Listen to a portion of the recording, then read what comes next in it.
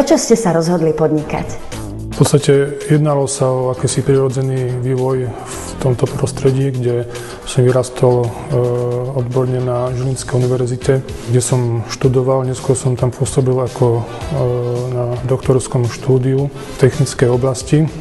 Neskôr som tam pôsobil ako výskumný pracovník, tu pôsobím teda až do súčasnej doby.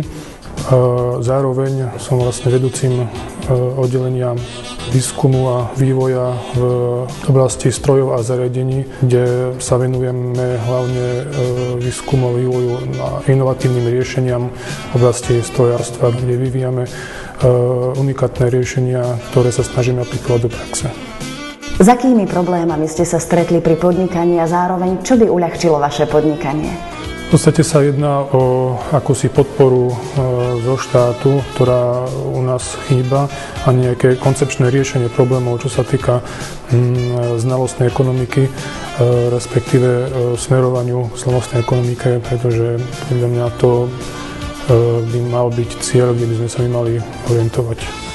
Aké sú vaše podnikateľské ambície, vízie? V podstate celá naša filozofia je v prepojení výskumu a vývoja z podpory mladých a inovatívnych ľudí a transformácia myšlienok do praxe, tak aby sme vedeli vytvárať unikátne riešenia, ktoré budú mať význam pre prax a pre hospodárstvo.